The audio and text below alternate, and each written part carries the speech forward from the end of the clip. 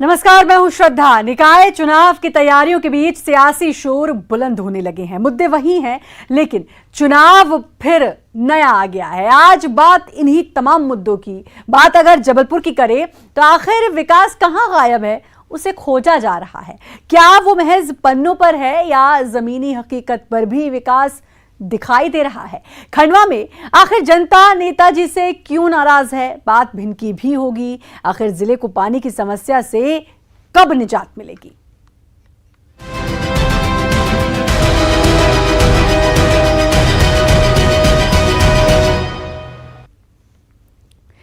जनता नेताओं को वोट देती है ताकि उनके क्षेत्र में विकास हो सके। अच्छी सड़कें, बिजली, पानी और शासन की योजनाओं का लाभ उन्हें दिलवा सके। लेकिन जबलपुर के मतदाता अभी भी बुनियादी सुविधाओं से महरूम हैं। पिछले निगम चुनाव में परिसीमन के बाद 55 गांवों को शामिल किया गया था, लेकिन अभी तक उन्हें वो सुविधाएं नहीं मिल पाई जिनकी उन्हें दरकार थी।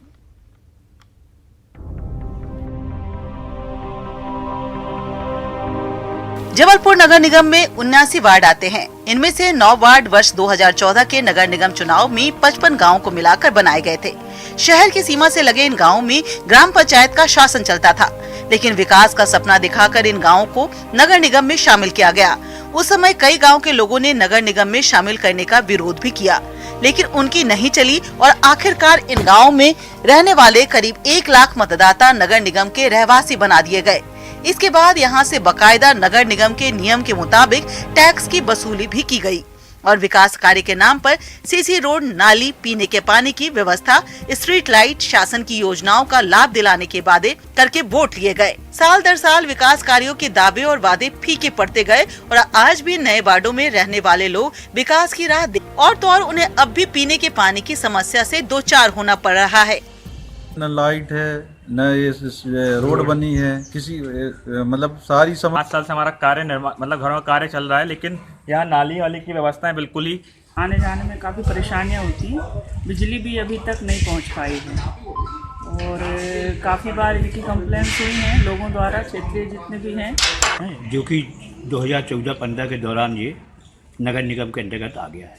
रोड का, नाली का, लाइट का कराने की कष्ट करेंगे। वार्डों में जहां पहली बार नगर निगम में जोड़े उनमें टंकियों का निर्माण कर दिया गया।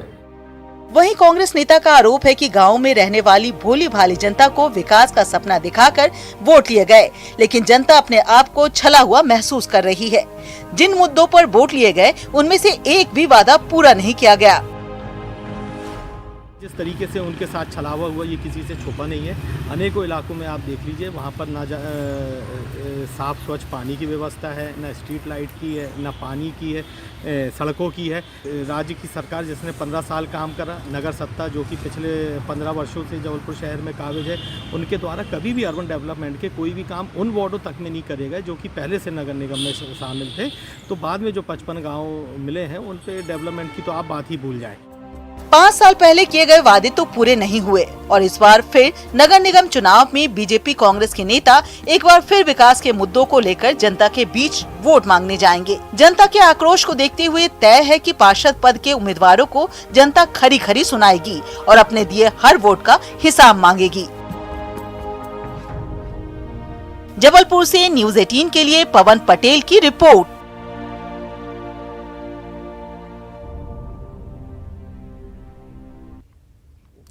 कब होंगे नगरीय निकाय चुनाव? मध्य प्रदेश के लोगों के लिए ये बड़ा सवाल है। दरअसल कोरोना के बढ़ते खतरे के चलते निकाय चुनाव में लगातार देरी होती गई और अब आरक्षण के चलते कोर्ट में है और ऐसे में लगता है कि निकाय चुनाव में देरी हो सकती है।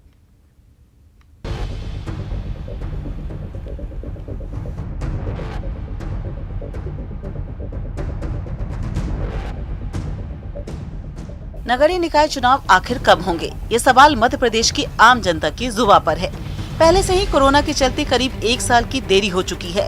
वैक्सीन आने के बाद कोरोना के कम होते मामलों को देखकर उम्मीद थी कि अप्रैल महीने में ये चुनाव संपन्न हो जाएंगे, लेकिन नगरीय निकाय चुनाव 2021 पर हाईकोर्ट की ग्वालियर बेंच ने बड़ा फैसला सुना दिया।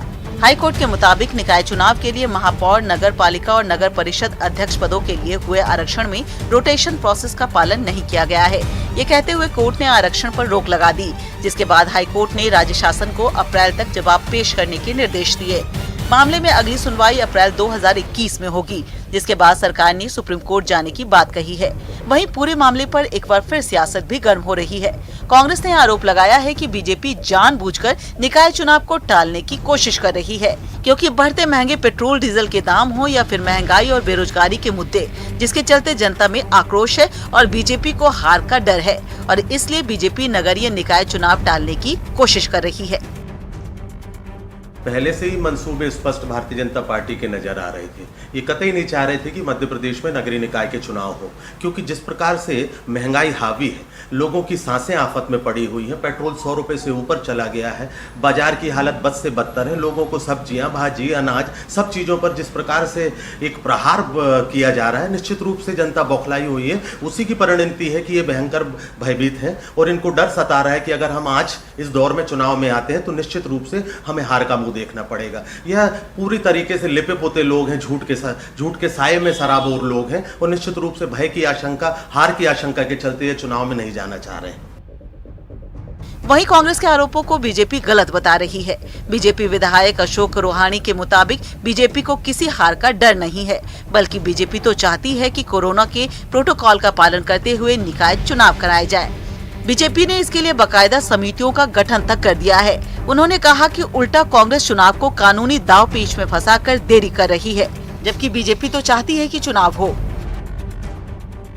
सबसे पहले तो कांग्रेस का आरोप बड़ा निराधार है और हमेशा उसके आरोप निराधार ही रहते हैं। और अगर बीजेपी चुनाव से भागती तो चुनाव की तैयारी क्यों करती, अपने प्रभारियों को क्यों नियुक्त करती और बैठकों के माध्यम से अपने कार्यकर्ताओं को क्यों सक्रिय करती।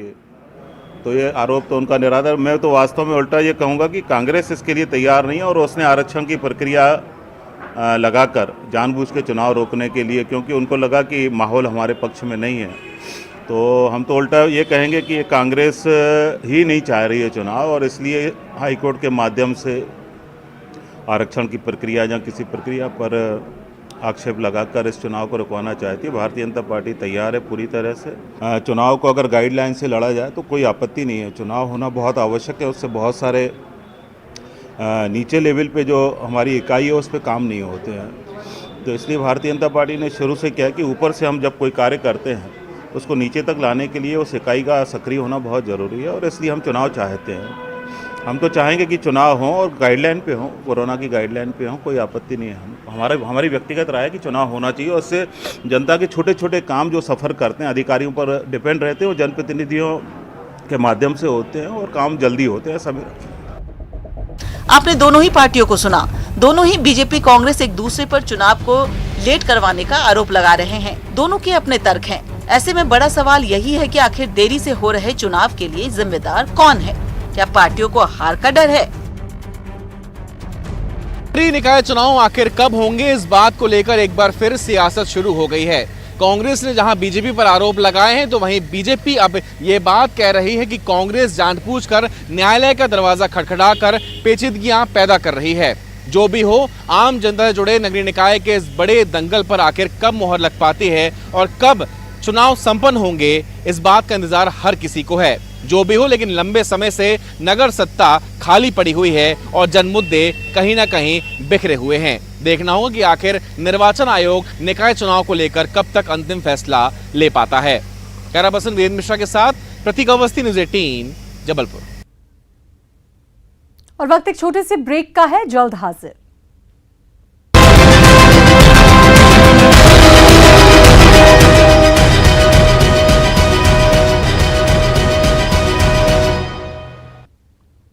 ब्रेक के बाद एक बार फिर से आपका स्वागत है। निकाय चुनाव सर पर हैं। ऐसे में जनता को भूल चुके नेताओं को अब दोबारा जनता की फिक्र सताने लगी है। ऐसा ही कुछ देखने को मिला भिंड में, जब जनता जनार्दन की पानी की परेशानी कांग्रेस को याद आई। रिपोर्ट।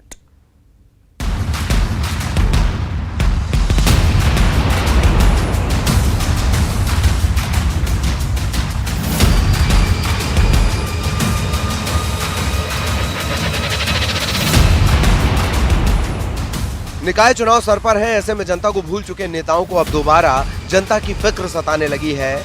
ऐसा ही कुछ देखने को मिला भिंड में, जब जनता जनार्दन की पानी की परेशानी कांग्रेस को याद आई।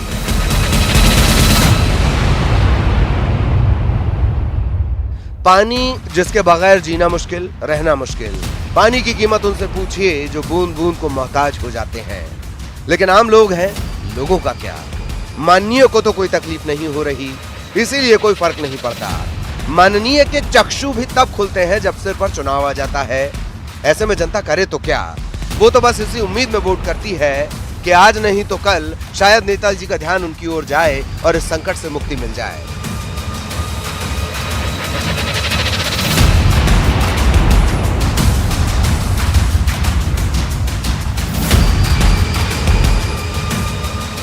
चलिए अब चुनाव आ गए हैं तो नेताओं को जनता की फिक्र सताने लगी है। तस्वीरें देखिए, ये भिंड के गोहद की हैं।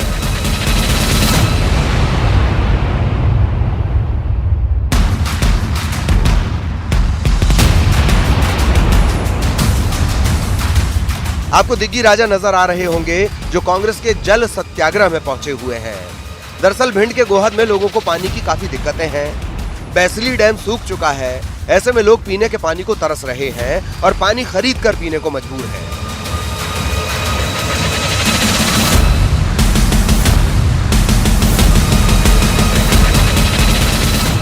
इस प्रदर्शन में पूर्व मंत्री डॉक्टर गोविंद सिंह, गोहद से कांग्रेस विधायक मेवाराम जाटव समेत कांग्रेस कार्यकर्ता भी शामिल हुए और पानी की कमी से जनता को हो रही परेशानी पर विरोध जताया।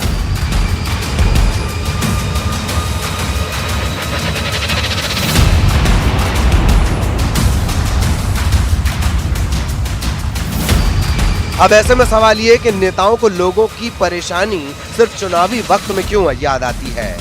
पहले वो कुछ क्यों नहीं करते जिससे लोगों को परेशान ही ना होना पड़े और यूं बूंद बूंद पानी को मोहताज ना होना पड़े।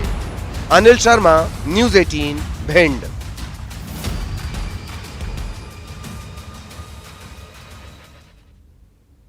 और इसी के साथ फिलहाल इस बुलेटिन में इतना ही, लेकिन बाकी खबरों के लिए आप लगातार बने रहिए न्यूज़ 18 मध्य प्रदेश छत्तीसगढ़ के साथ।